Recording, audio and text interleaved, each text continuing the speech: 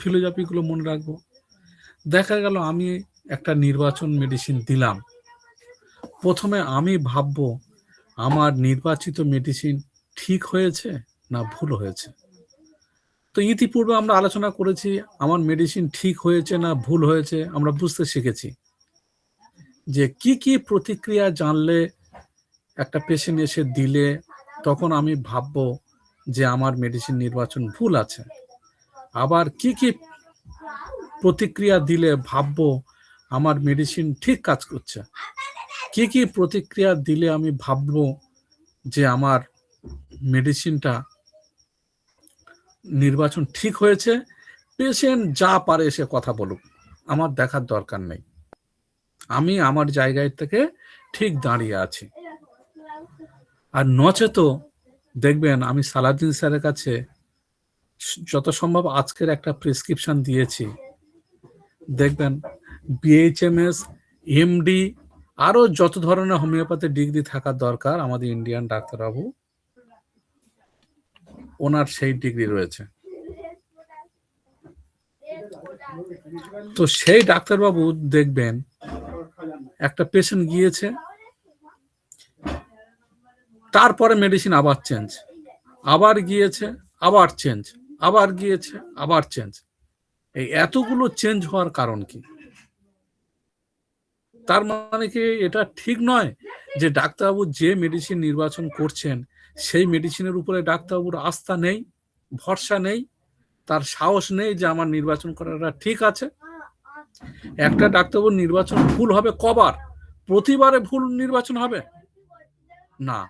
তাহলে এখানে কিছু আমার আপনার বোঝার ভুল হচ্ছে, যে হয় পেশেন্ট ভুল বলছে, না হয় ডাক্তারবাবু মেডিসিন নির্বাচন করতে ভুল করছে।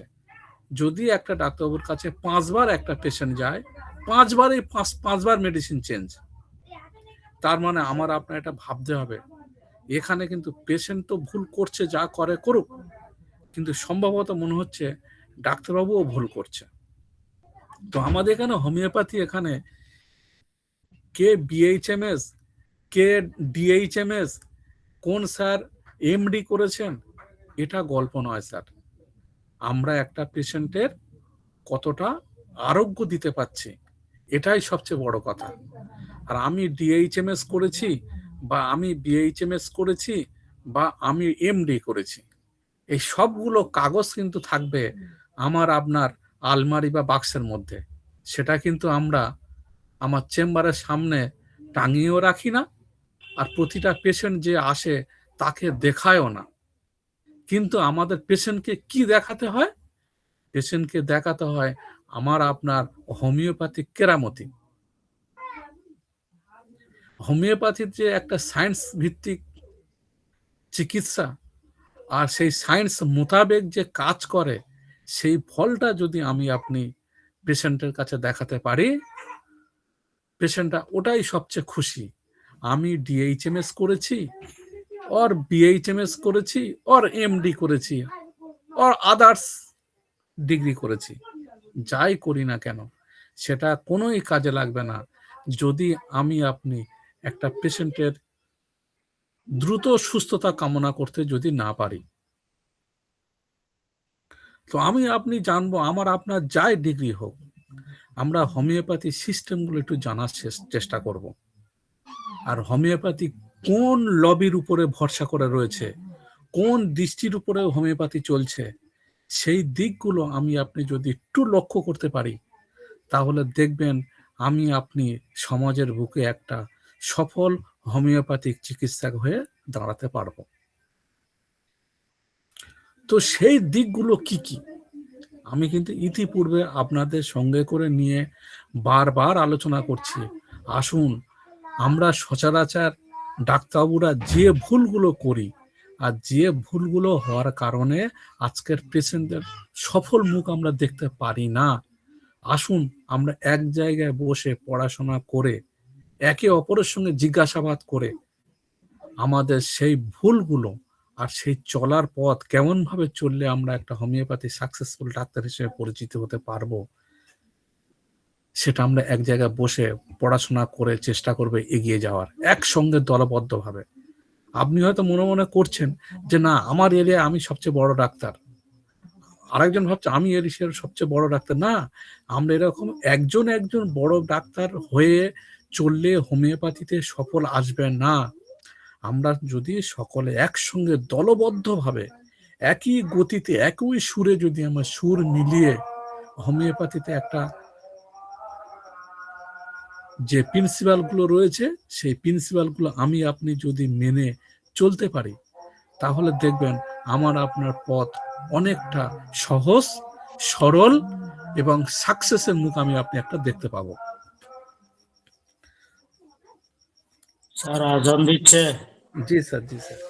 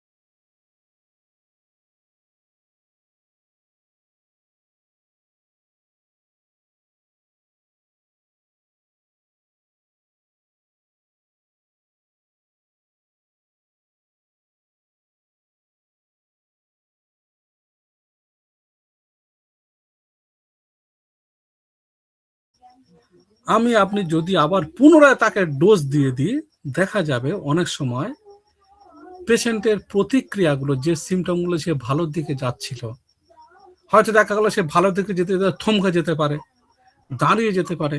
আমরা একটু অপেক্ষা করব যে আমার মেডিসিন সিলেকশন ঠিক আছে, মেডিসিনটা কাজ করছে ভালো, তাহলে কেন আমি আপনি দাঁড়িয়ে যাব, আবার রিপিট ডোজ দিতে যাব। আর একটা নেক্সট নাম্বার 2 এ আমরা কি শিখব? নাম্বার 2 এ শিখব, দেখবেন ম্যাক্সিমাম পেশেন্ট তো অ্যালোপ্যাথিক ভক্ত আর অ্যালোপ্যাথিক ওষুধ খায়। ম্যাক্সিমাম পেশেন্টের সাইকোলজিটা এমন দাঁড়িয়ে আছে, মনে হচ্ছে ওদের ধারণা হচ্ছে এইরকম, আমিও দেখেছি আমার কাছে বেশ কিছু পেশেন্ট আছে, তাদের ধারণা হচ্ছে এইরকম যে ডাক্তারবাবুর কাছে আমার যে কষ্টগুলো হচ্ছে হচ্ছে, আর আরেকটু যদি মনে হয় বাড়িয়ে বলি, ডাক্তারবাবু মনে হয় আরো ভালো পাওয়ারের ওষুধ দেবে, আর ভালো পাওয়ারের ওষুধ দিলে আমার মনে হয় শরীরটা আরো সুস্থ হয়ে যাবে। দেখবেন এরকম পেশেন্ট আপনারা অনেকে পাবেন। তো পেশেন্ট এসে বলবে ডাক্তারবাবু ঠিক মতো কাজ হয়নি, ঠিক কাজ হচ্ছে না, আপনি খুব কষ্ট পাচ্ছি, আপনি ভালো ওষুধ দিন। আপনাকে মনে রাখতে হবে, পেশেন্টের কথায় বিচলিত হবেন না, তাতে আপনি কনফিউজ হয়ে যেতে পারেন। আপনি যখন জিজ্ঞাসা করবেন, পেশেন্ট এসে বলবে ডাক্তারবাবু আমার কিচ্ছু কাজ হয়নি, আপনি ভালো ওষুধ দেন, আপনি তখন চলে যাবেন কোথায়? আপনি যে কেস টেকিং করেছিলেন না, পেশেন্টের ইতিহাস গল্পগুলো যে আপনি লিখেছিলেন, সেখান থেকে আপনি জিজ্ঞাসা করতে শুরু করুন। আপনি বললেন যে আপনার খিদে হতো না, প্রচুর পরিমাণে গ্যাস হচ্ছিল, সেটার কি খবর? আপনি বললেন আপনার এই কষ্টটা অমুক সময় বেশি বেড়ে যায়, সেটার কি খবর? পেশেন্ট এদিকে কিন্তু বলেছে আমার ডাক্তারবাবু কিছু কাজ হয়নি, কিন্তু আপনি পেশেন্টের কথা না শুনে আপনি চলে যাবেন ওখানে যে আপনার সেই সমস্যাটা কেমন। আপনি বললেন না যে আপনার ঘুম হয় না, সেই ঘুমটা এমন কেমন? আপনি বলেছিলেন না যে আপনার 2 দিন 3 দিন পর পর একবার পায়খানা করেন, সেটা কি এখন প্রতিদিন পায়খানা হচ্ছে? হ্যাঁ বাবা হ্যাঁ, আমি তো মিথ্যা কথা বলতে পারি না, তবে কিন্তু ডাক্তারবাবু আমি যে দু তিন দিন পর পর যে পায়খানা করতাম না, এখন কিন্তু প্রতিদিন পায়খানা করছি। আমার ঘুমটা কিন্তু ভালো হচ্ছে। যখন আপনার সেই যে কষ্টগুলো পেশেন্টের ছিল, আমি আপনি সেই কষ্টর কথা যখন জিজ্ঞাসা করবো, পেশেন্ট বলবে হ্যাঁ আমার এটা ভালো আছে, ওটা ভালো আছে, ওটা ভালো আছে। কিন্তু আপনার কাছে প্রথমে এসে কি বললো, ডাক্তারবাবু ওষুধ কি দিয়েছেন ঠিক মতন কাজ হয়নি।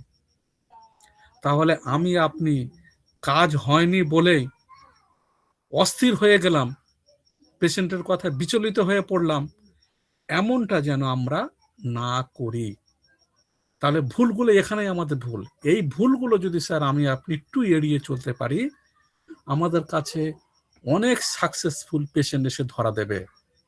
পেশেন্ট যাই পারে বলুক, পেশেন্ট এসে বলেছে ডাক্তারবাবু এটা শ্বাসকষ্টর পেশেন্ট, সে শ্বাসকষ্টের কথা এসে বলছে আমার এই এত চুলকানি বেড়েছে, চুলকানি আর ভালো লাগছে না, ভালো লাগছে না। ও যখন চুলকানির কথা শোনাবে না, আপনি চুলকানি নিয়ে ব্যস্ত হবেন না, আপনি শুরু করুন ওর শ্বাসকষ্ট নিয়ে।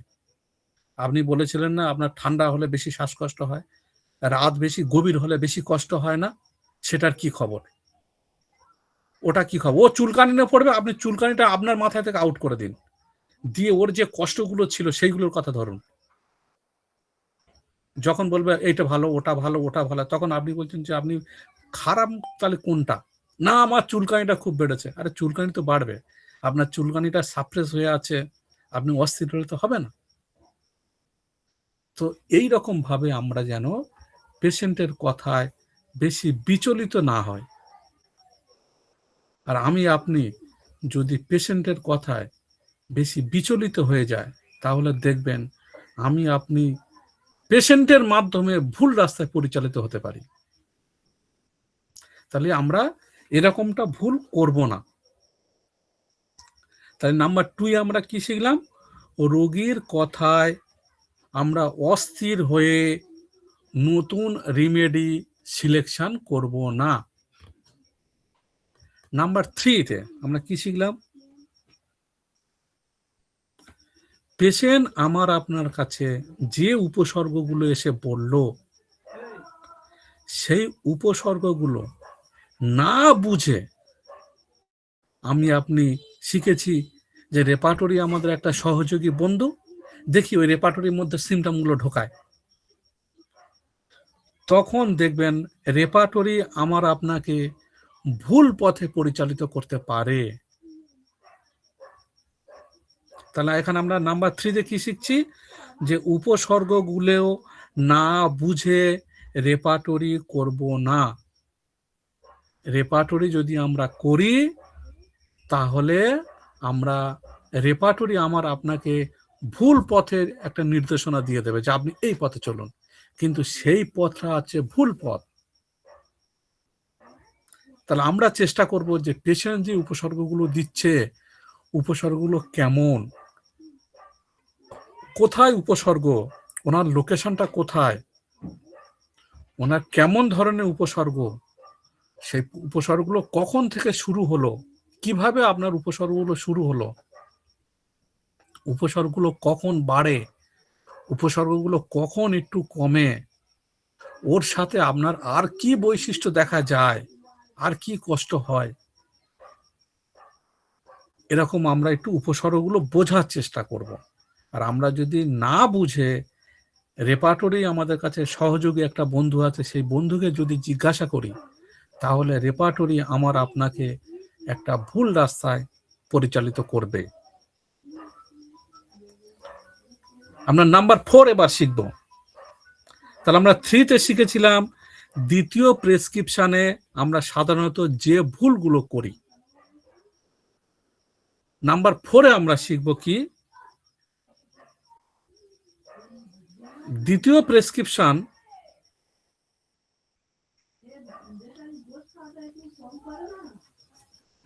ও না, আমি আলোচনা করেছি মানে দ্বিতীয় প্রেসক্রিপশনের ধরনগুলো। তাহলে এখানে আমরা কি কি শিখছি না, আমরা দ্বিতীয় প্রেসক্রিপশন কত প্রকারের হয় শিখলাম। তারপরে শিখলাম কি দ্বিতীয় প্রেসক্রিপশন কখন দেয়া উচিত সেটা শিখলাম। আর এখন শিখলাম কি না, দ্বিতীয় প্রেসক্রিপশন দিতে গিয়ে আমরা ডাক্তারবাবুরা সচরাচর যে ভুলগুলো করি।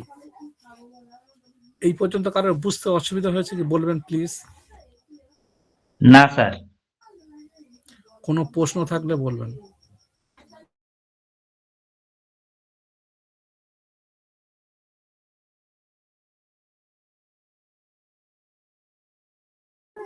কোনো প্রশ্ন আছে প্লিজ? যদি কোনো প্রশ্ন না থাকে তাহলে আমরা মেডিসিন পড়বো একটু।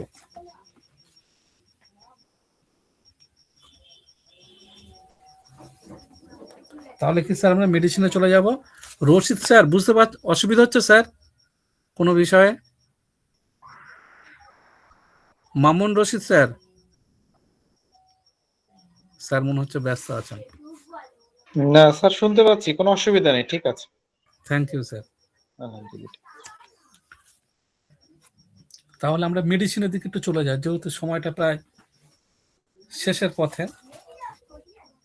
আজকের আমরা মেডিসিনটা জানবো ইগনেশিয়া। এই ইগনেশিয়া জানলাম, একটু জানার আমার পড়ার ইচ্ছা হলো এই কারণে, আমি কালকের একটা ইগনেশিয়ার পেশেন্ট দেখেছি। তো আপনারাও চেষ্টা করবেন, দেখবেন, চেষ্টা করবেন আপনি যখন চেম্বারে থাকছেন দেখছেন, তার মধ্যে দেখবেন একটা করে ভালো ভালো পেশেন্টগুলো, যে পেশেন্টগুলো আপনি দেখছেন যে হ্যাঁ আমি ঠিক নির্বাচন ওষুধ করেছি, সেই পেশেন্টে আমি যে মেডিসিনটা দিলাম, দেওয়ার পরে বাড়িতে একটু চেষ্টা করে দেখবেন সময় পেলে সেই মেডিসিনটা আর একবার একটু রিপিট করে একবার দেখে নেওয়া। তাহলে দেখবেন আপনি সেই মেডিসিন সম্বন্ধে একটা স্বচ্ছ ধারণা আসবে। ওই কারণে আমি চিন্তা ভাবনা করলাম যে আমি ইংলিশের একটা পেশেন্টের মেডিসিন দিলাম, তো আজকের আপনাদের সাথে একসঙ্গে বসে ইগনেশিয়াকে নিয়ে একটু আলোচনা করা যাক। তো সেই হিসেবে আমি আজকে সিলেকশন করলাম ইগনেশিয়া। এবারে আর একটা কথা মাথায় রাখবেন, আমি 50টা একটা মেডিসিনের লিস্ট করেছিলাম। তো ঘুরিয়ে ফিরিয়ে আপনারা দেখবেন সেই 50টা লিস্টের মধ্যেই থেকে কিন্তু আমি আলোচনা করছি। কেন আলোচনা করছি? আমার লক্ষ্য হলো এটাই যে আমি চেষ্টা করব প্রথমে 50টা মেডিসিন আমার আয়ত্তে আনা। তারপরে কি করব? তারপরে 10টা করে ওই মেডিসিনের সঙ্গে মেডিসিন যোগ করব। যোগ করার পরে দেখবেন তাহলে আপনার 5 বছর 10 বছর প্র্যাকটিস জীবনের পরে দেখবেন আমরা অনেকটা মেডিসিন আয়ত্ত করতে পেরেছি।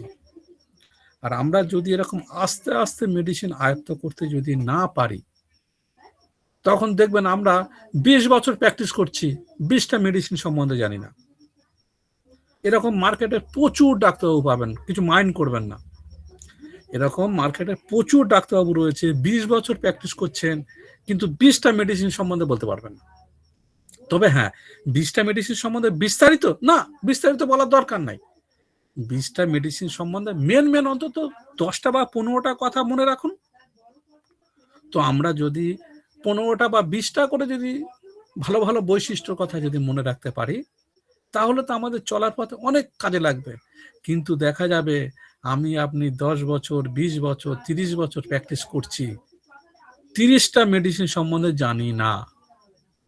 এটার একটাই কারণ, না আমরা যখন মেডিসিন পড়তে থাকি একসঙ্গে 500-600 মেডিসিন আছে, তো এটা পড়লাম এটা পড়তে অনেক মেডিসিন পড়েছি, কিন্তু আপনার মানে মানে মাথায় 20টা মেডিসিন নেই। 600 মেডিসিন পড়েছি, 500 মেডিসিন পড়েছি, 200 মেডিসিন পড়েছি, কিন্তু 10টা মেডিসিন সম্বন্ধে বলতে পারবো না। তো আপনারা চাইবো 20টা কেন, 50টা কেন, 100 কেন, 500 কেন, 600 কেন, 1000 মেডিসিন পড়বো, কিন্তু এরকম 1000 মেডিসিন একসঙ্গে পড়ে রাখলে দেখবেন আপনি আত্মস্থ করতে পারবো না। তা আমরা কি করব? আমরা অল্প অল্প পায়ে চলবো, যেহেতু আমরা জুনিয়র লেভেলে আছি, ছোট ডাক্তার, তো আমরা ছোটভাবে পড়ার চেষ্টা করব। প্রথমে চেষ্টা করব 50টা মেডিসিন যে কোনো প্রকারে চেনার চেষ্টা করব, মাথায় ধরে রাখার চেষ্টা করব। আর মেডিসিন তো মুখস্থ করা যায় না, দেখবেন স্যার, মুখস্থ জিনিস নয় এটা। মুখস্থ করে আপনি ধরে রাখতে পারবেন না। মেডিসিনগুলো বারবার পড়বেন, বারবার দেখবেন, বারবার যখন আমরা দেখবেন সেই মেডিসিন সম্বন্ধে আমার আপনার একটা মাথায় একটা দারুণ একটা স্বচ্ছ ধারণা এসে গেছে। আর মেডিসিন যখন পড়বেন না, একটা বন্ধুর সঙ্গে একটু গল্প করবেন, গল্প ছলে ছলে মেডিসিনগুলো পড়বেন, দেখবেন মেডিসিনের বৈশিষ্ট্যগুলো আমার আপনার চোখের সামনে সেগুলো ঘুরবে। ও আচ্ছা আচ্ছা, বুঝেছি, আপনি এই পেশেন্ট, এই মেডিসিনের পেশেন্ট, চিন্তা ভাবনা করলেন। তারপর আপনি কি করব, সেই মেডিসিনের আলোকে আমরা পেশেন্টকে একটু যাচাই বাছাই করে নেব, সেই মেডিসিনের আলোকে পেশেন্টকে প্রশ্ন করব। তখন দেখবেন আমার আপনার সেই মেডিসিনটা খুব দারুণ ভাবে মুখস্থ হবে। আপনি ভাবুন তো একবার, আমরা যখন কলেজে গিয়েছিলাম, কলেজে যাওয়ার ওই গলি রাস্তার ভিতরে কটা দোকান আছে আপনি কি মুখস্থ করেছিলাম? এই দোকানের পর ওই দোকান, ওই দোকানের পর ওই দোকান, ওই দোকানের পর ওই দোকান, বাম দিকে এই দোকান, ডান দিকে এই দোকান, আমরা কিন্তু এটা মুখস্থ করিনি। তাহলে আমার আপনার মনে হলো কিভাবে না, ওই রাস্তা দিয়ে আপনি বারবার যাওয়া আসা করতে করতে করতে করতে টোটাল দোকানপাট, দোকানদারের নাম, দোকানদারের কেমন দেখতে, সেটা পর্যন্ত আমার আপনার মনে হয়ে মাথায় আছে। আরে জানিস না, ওই কাকুর দোকানের পাশে যে দোকানটা, আমরা দেখবেন অনেক জায়গাতে ফোন করে দূর থেকে বলি, আরে বুঝতে পারছি না, ওই কাকুর দোকানের পাশের দোকানটা। আমরা এরকমও পর্যন্ত করে জানতে পারি। তো এইরকম ভাবে আমরা যদি মেডিসিনটা একটু বারবার যদি একটু ঘোরাফেরা যদি করি না, দেখবেন সেই মেডিসিন সম্বন্ধে আমার আপনার কাছে একটা স্বচ্ছ ধারণা চলে আসবে। তাহলে আমরা আজকে কি পড়বো? ইগনেসিয়া। তো আমি প্রথমে বলেছিলাম যে আমরা যে কোনো মেডিসিন পড়ি না কেন, মেডিসিন পড়ার সময় আপনি কি মাথায় রাখবো? ফার্স্ট একবার চোখ বুলিয়ে নেব সেই মেডিসিনের 4 কথাটা। তাহলে আমরা এখন পড়বো ইগনেসিয়া মেডিসিন। ইগনেসিয়া মেডিসিনের 4 কথা কি? ইগনেসিয়ার প্রথম কথা আমরা শিখব অবরুদ্ধ মনোভাবজনিত অসুস্থতা। প্রথম কথা কি শিখলাম? অবরুদ্ধ মনোভাবজনিত অসুস্থতা। দ্বিতীয় কথা কি?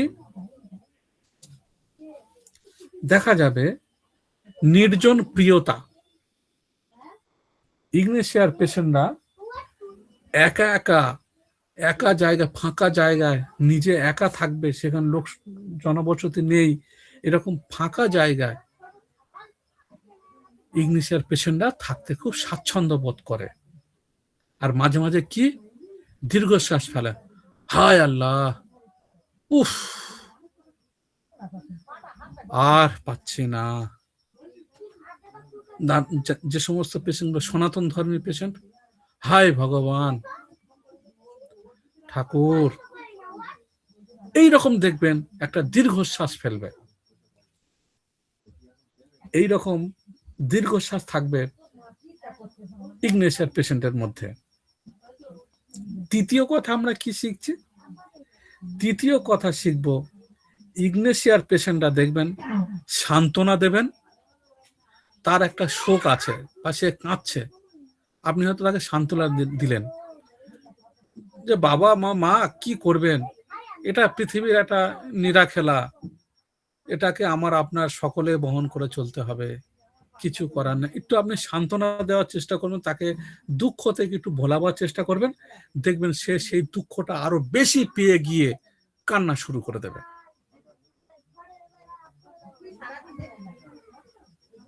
চতুর্থ কথা কি আমরা শিখব?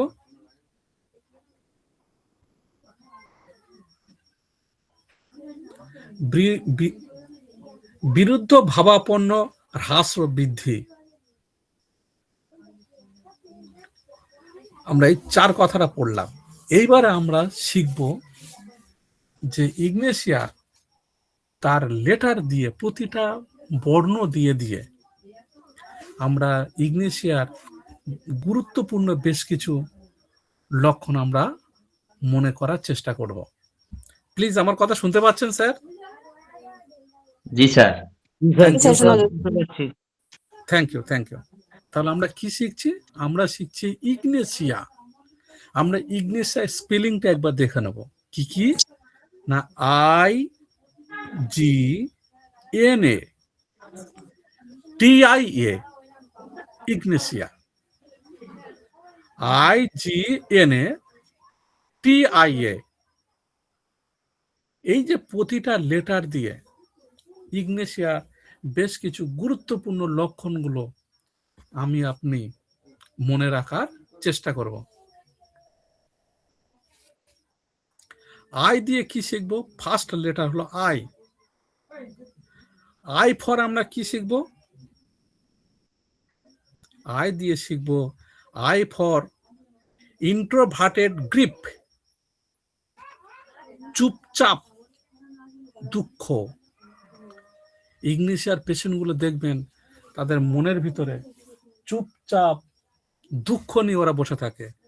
ওদের মনের ভিতরে প্রচুর দুঃখের কথা ওরা চেপে থাকে এবং কষ্ট ভোগ করে। নিজে নিজে কষ্ট ভোগ করবে, কিন্তু তবু কারোর কাছে শেয়ার করবে না। হ্যাঁ, হ্যাঁ স্যার, আপনারা শুনতে পাচ্ছেন না? জি জি স্যার, স্যার। শোনা যাচ্ছে। স্যার শুনতে পাচ্ছি sir. Thank you sir, thank you. আমার আবার একটা পেশেন্ট এসছে, বলছে শুনতে পাচ্ছে কেউ আর কি। তো আমরা তাহলে কি শিখছি? ইগনেসিয়ার পেশেন্ট গুলো তারা কি করবে? ওদের যে শোক, দুঃখ, কষ্ট বা কিছু লোক ওনাদের যে অপমান করেছে, সেই অপমানের কথাগুলো নিজের মনের ভিতরে চেপে চেপে চেপে চেপে রাখার পরে দেখবেন তার রোগ সৃষ্টি হচ্ছে। তার কান্না পায়, ইগনেসিয়ার পেশেন্টরা কান্না পায়, কিন্তু সে কাঁদতে চায় না। সেই কান্নাটা তার মনের ভিতরে ফুপিয়ে ফুপিয়ে রাখে। আর যদি কাঁদে, নির্জন জায়গায় গিয়ে কাউকে কিছু না বলে চুপচাপ সেই সেই দুঃখ কষ্ট তার মনের ভিতরে সাপ্রেস হতেই থাকে, সাপ্রেস হতে থাকে। আর নিঃশব্দে তার কষ্টগুলো সে নিজের মনের ভিতর চেপে চেপে চেপে চেপে রেখে রাখে। তাহলে আমরা ইগনেসিয়াকে একটু দারুণভাবে চিনতে পারলাম না? যে ইগনেসিয়ার দেখবেন, এই আমরা যে গল্প করছি, এরকম গল্প ছলে যদি আমি আপনি একটু মনে রাখি না, দেখবেন মেডিসিনগুলো কত দারুণভাবে মনে রাখা যায়। হু করে আমি পড়ে চলে গেলাম, মেডিসিনের খুব গুরুত্বপূর্ণ কথাগুলো তাড়াতাড়ি বলে চলে গেলাম। দেখবেন আমি আপনি শুনবো, ভালো লাগবে, আর ভাববো না সাবির ভালো লেকচার দিতে পারে তো, সাবির ভালো বলতে পারে তো, এইটুকু। কিন্তু আমি আপনি কতটা নিতে পারলাম, এটাই মেন কথা। ওই জন্য আমি চাচ্ছি যতটুকু কথা শুনবো একটু নিজের মনের ভিতরে রাখবো, একটু পড়াশোনা করব। আমি কিন্তু চেষ্টা করছি স্লাইড লেকচার সিটগুলো সালাউদ্দিন স্যারকে দিয়ে দেওয়ার। আগের দিনও যে লেকচার দিয়েছি সেই লেকচার সিট স্যারকে পাঠিয়ে দিয়েছি। আর আপনাদের জন্য আরেকটা খুব সুখের এক শুভ সংবাদ দিয়ে দিই। আমি এবং সালাউদ্দিন স্যার কালকের থেকে আজকের পর্যন্ত বেশ কিছু গুরুত্বপূর্ণ পদক্ষেপ নিয়েছি। সেটা আমরা একটু চেপে রাখতে চাচ্ছি। আপনাদের জন্য একটা দারুণ কিছু আনতে চলেছি। হয়তো একটু সময় লাগবে। খুব আমাদের ডাক্তারে করার জন্য আমাদের পথটা খুব সোজা, সরল এবং শক্ত হতে চলেছে। এইটুকু একটু অ্যাডভাইস দিলাম আজকের। তাহলে আমরা কি শিখলাম? ইগনেসিয়ার ফার্স্ট লেটার আই দিয়ে শিখলাম ইন্ট্রোভার্টেড গ্রিপ। দ্বিতীয় লেটার কি? জি। জি ফর কি শিখবো? গ্রিপ অ্যাপয়েন্টমেন্ট, ডিসঅ্যাপয়েন্টমেন্ট, শোক ও হতাশা।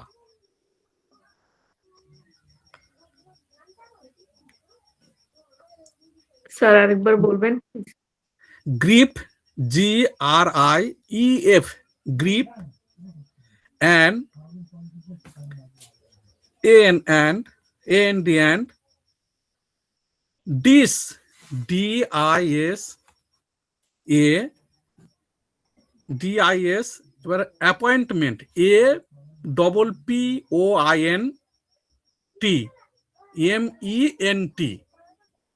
ডিসঅ্যাপয়েন্টমেন্ট।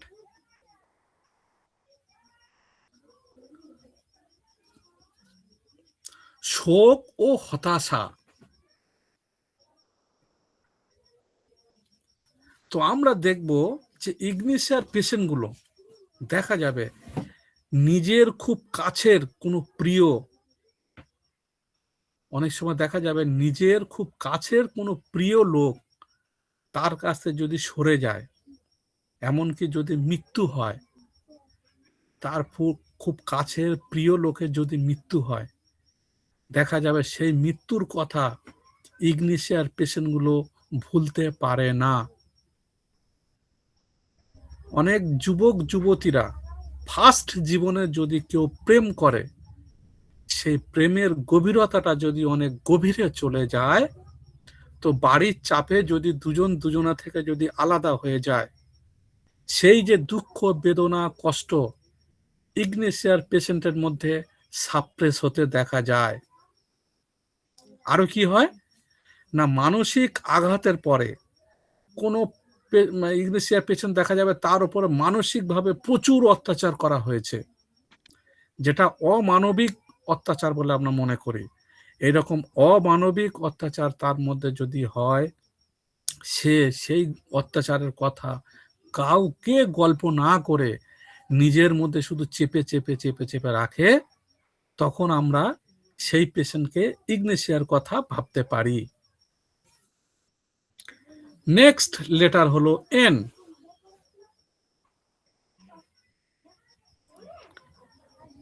এন ফর আমরা কি শিখবো? Nervous temperament.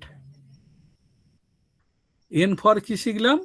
নার্ভাস টেম্পারমেন্ট, অতি সংবেদনশীল স্নায়ু। অতি সংবেদনশীল স্নায়ু।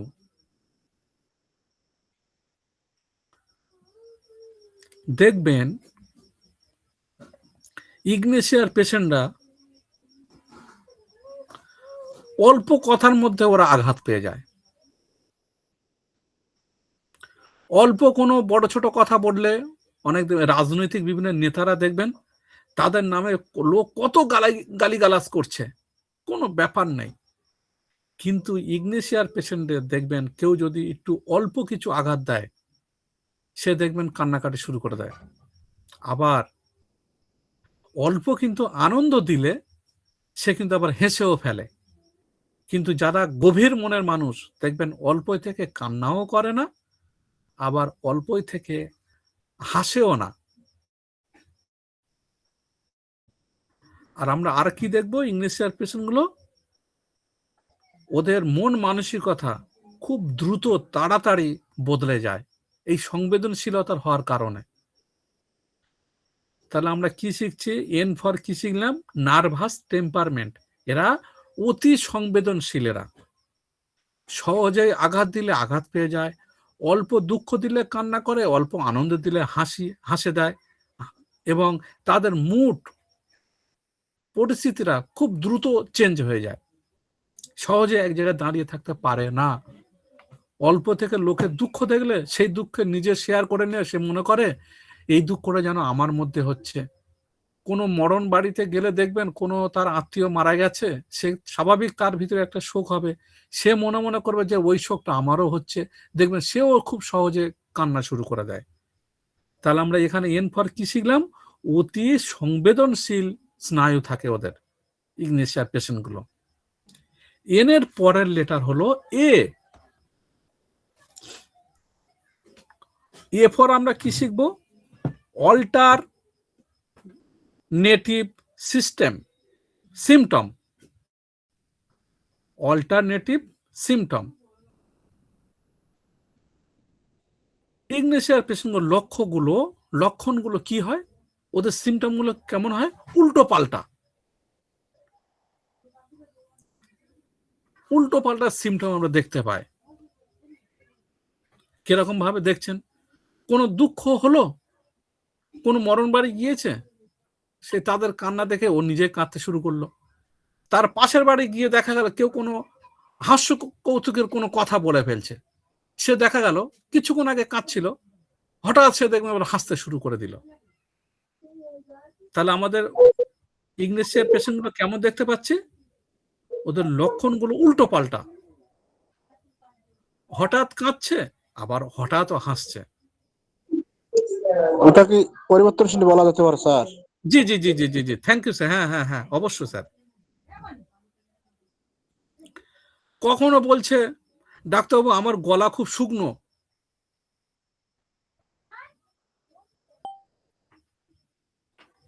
তো আমরা কি দেখতে পাই?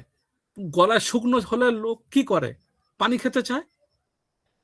তো দেখবেন ইগনেশিয়ার পেশেন্টরাও ও পানি খেতে চায় না। এই রকম ভাবে উপসর্গগুলো একে অপরের বিরোধী থাকে, পরস্পর বিরোধী থাকে। আমরা তাহলে কি শিখলাম? আমরা শিখলাম ইগনেশিয়ার পেশেন্টের লক্ষণগুলো কেমন থাকবে? উল্টো পাল্টা, কখনো হাসছে কখনো কাঁদছে। গলা শুকনো তো লোক পানি খাবে, কিন্তু সে পানি খেতে চাইবে না। এরকম উপসর্গগুলো পরস্পর বিরোধী থাকবে। এর পরের লেটার হলো টি। টি ফর আমরা কি শিখব?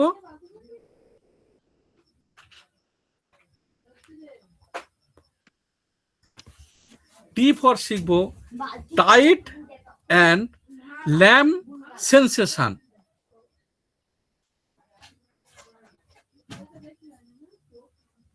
গলায় থেকে দেখবো ইগনেশিয়ার পেশেন্ট গুলো, সে বলবে যেন আমার গলাটা কোনো একটা ঢেলার মতন কিছু একটা আটকে আছে, আমার গলায় একটা কিছু একটা ঢেলার মতন আটকে আছে। আর আমার যে অনুভূতিগুলো হচ্ছে, যে বুঝতে পারছি না যে কি আটকে আছে, কিন্তু এইরকম একটা অনুভূতি।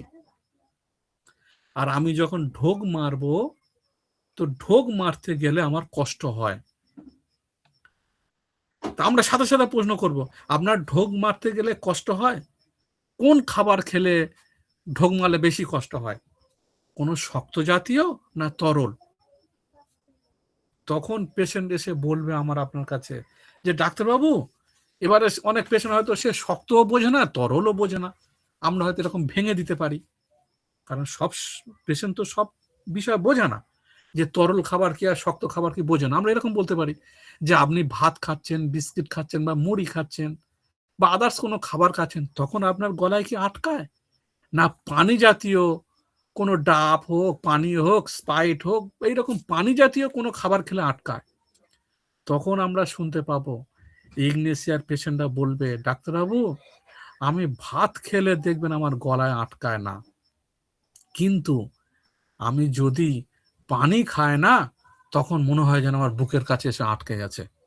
আবার কিছুক্ষণ পরে বসে থাকার পর সেই পানিটা আস্তে আস্তে আস্তে নেমে যায়। তাহলে আমরা এখানে কি শিখলাম? এখানে আমি আপনি মনে রাখবো ইগনেশিয়ার পেশেন্টরা তরল খাবার খেলে ওদের আটকে যায়। এটা কিন্তু আমরা খুব গুরুত্বপূর্ণ লক্ষ্য রাখবো প্লিজ। এখান থেকে কিন্তু আমরা ইগনেশিয়াকে চিনতে পারবো। আর কোথায় থেকে চিনতে পারবো? ইগনেশিয়ার পেশেন্টরা বলবে যে ডাক্তারবাবু, আমরা পেশেন্টকে জিজ্ঞাসা করতে পারি যে আপনি যখন খাচ্ছেন, ভাত খাচ্ছেন বা কোনো কিছু খাচ্ছেন, খেতে খেতে কি আপনি কি হলো তোমার সবসময় একটু কেন কোনো চালাকি মারো না, যাও।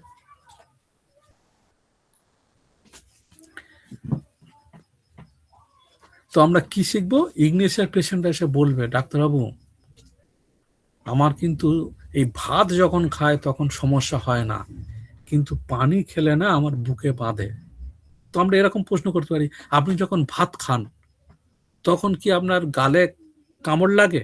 হ্যাঁ হ্যাঁ হ্যাঁ হ্যাঁ হ্যাঁ হ্যাঁ, ডাক্তারবাবু দেখুন দেখুন, আমার এই মুখটা ওপেন করছি, আপনি লাইট মেরে দেখুন, আমার এই সাইডে দেখুন কামড় লেগে লেগে একটা ঘাড় মতন দাগ হয়ে গেছে। তখন আমি আপনি একদম চিন্তা করে নেব এই পেশেন্টটা ইগনেশিয়ার patient.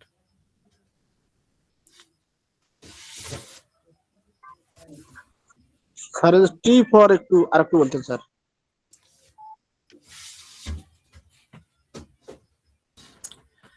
T for tight, TIGHT, tight. Lump, LUMP, lump. Sensation, SEN, Sen, SATION, sensation. Tight and lump sensation, গলায় কোনো কিছু আটকে আছে এমন অনুভূতি।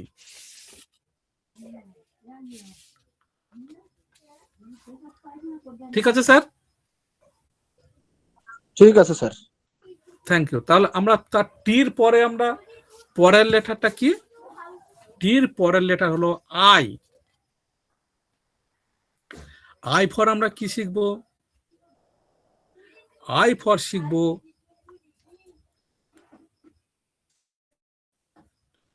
আই ফর আমরা কি শিখব? আই ফর শিখব ইনকনসিস্টেন্ট পেন, অদ্ভুত একটা ব্যথা।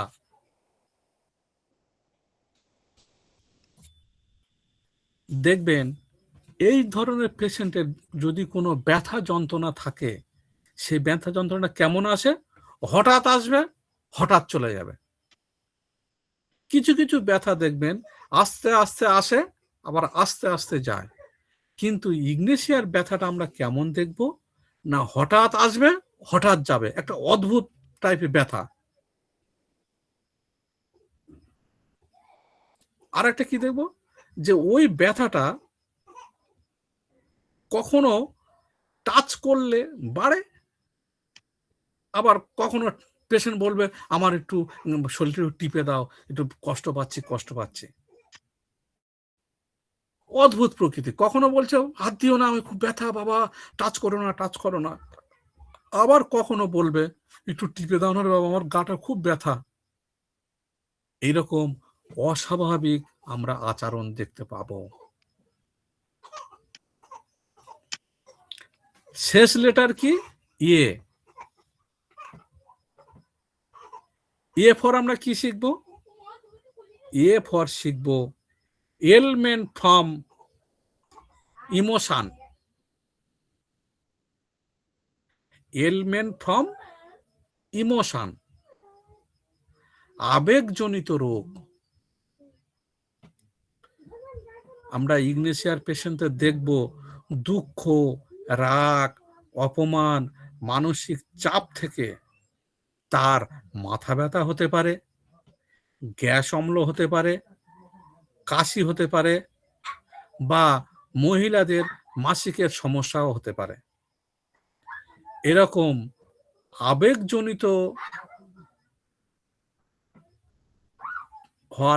আবেগজনিত হওয়ার ফলে ইগনেশিয়ার পেশেন্টগুলো আমরা বিভিন্ন ধরনের রোগে আক্রান্ত হতে দেখতে পাই। সে রোগগুলো কি কি? যেমন মাথা ব্যথা হতে পারে, তার গ্যাস অম্ল হতে পারে, কাশি হতে পারে, বা মহিলাদের মাসিকের সমস্যা পর্যন্ত এরকম আমরা দেখতে পারি। আমরা ইগনেশিয়ার পেশেন্টগুলোকে এক লাইনে কেমন ভাবে মনে রাখার চেষ্টা করব? এক লাইনে আমরা ইগনেশিয়ার পেশেন্টকে মনে রাখতে পারি কেমন? চেপে রাখা শোক, হঠাৎ কান্না হাসি, এবং গলায় কিছু বেঁধে আছে এমন অনুভূতি, এবং দীর্ঘশ্বাস ফেলা, আর মুখে কামড় দেওয়া। এই কটা কথা আমরা যদি দেখি, আমরা তখন ইগনেশিয়ার কথা ভাবতে পারি। চেপে রাখা শোক, হঠাৎ কান্না হাসি, গলা আটকে আছে বা বিশেষ করে তরল খাবার খেলে আটকায়, এবং দীর্ঘশ্বাস ফেলে, এবং মুখে কামড় দেয়। এই কথাকে আমরা মাথায় রেখে ইগনেশিয়ার কথায় ভাবতে পারি। প্লিজ স্যার বলবেন কারোর অসুবিধা হচ্ছে কি এই পর্যন্ত, তাহলে ক্লাস শেষ করব।